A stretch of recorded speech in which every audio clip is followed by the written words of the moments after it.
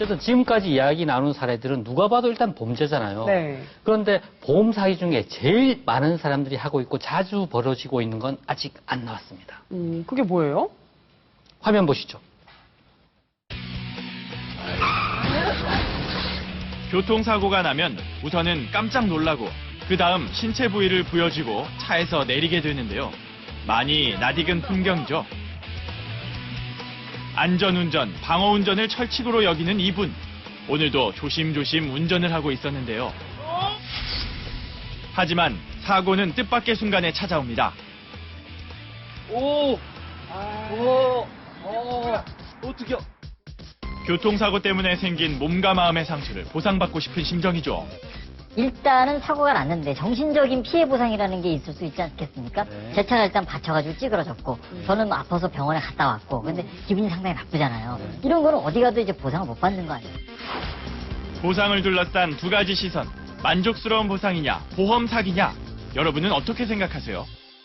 이런 경우에는 어떤 게 맞는 거예요? 네, 보험 사기를 크게 나눠보면 경성 사기와 연성 사기라는 걸로 나눌 수가 있는데 네. 경성 사기는 애초부터 사고 당시부터 고의성을 가진 지금까지 말씀해왔던 이제 그런 유형의 사기라고 볼 수가 있고요. 네. 연성 사기는 우연하게 사고가 발생이 됐는데 그 사고를 기회로 해서 보다 많은 보험금을 받기 위해서 이루어지는 이제 여러 가지 행위들이라고 볼 수가 있습니다. 그러나 경성 사기든 연성 사기든 보험 사기인 것은 맞고요. 네.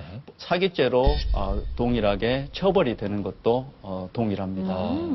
제가 아는 친구가 한 명 이제 교통사고가 났다 그래서 입원을 했대요. 네. 그래서 한번 뭐 병문안을 가야 될 것 같아서 병원에 갔어요.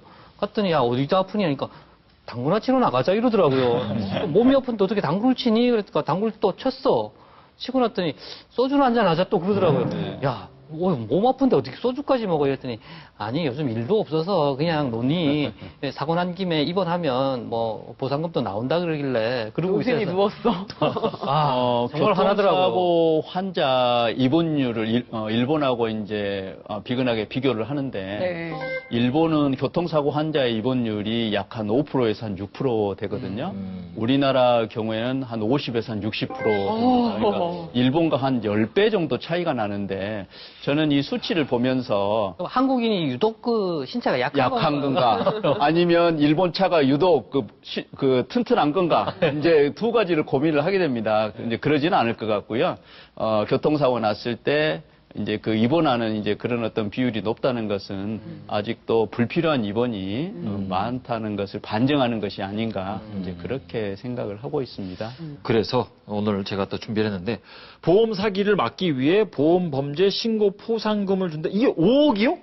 이거 5억을 주면은 이거는 사기를 치러 다닐 게 아니라 이걸 잡으러 다녀야 되는 거 아니에요? 최고 신고 포상 금액이 이제 5억 원까지 지급되도록 규정을 바꿨는데 금융감독원 1332번이나 보험회사로 신고를 하시면 이 신고된 건에 대해서 조사를 한 후에 수사기관에서 적발이 된 그런 사건을 가지고 그 기준을 잡아서 포상금을 지급을 하고 있습니다.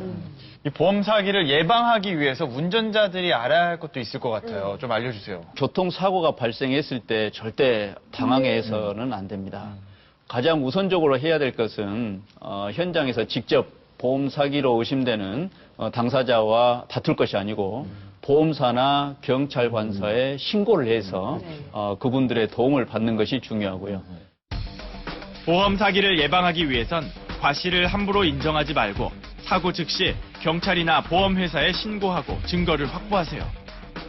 보험사에 신고를 하면 무조건 보험으로 처리해야 하고 결국 보험료가 오를 거다라고 생각을 하실 텐데요. 네. 그런데 사고 접수만으로는 보험 처리가 결정이 되진 않습니다. 오히려 전문가의 도움을 받아서 사기를 예방을 할 수 있고 또 사기 경력을 확인할 수 있어서 장점이 많다고 하네요.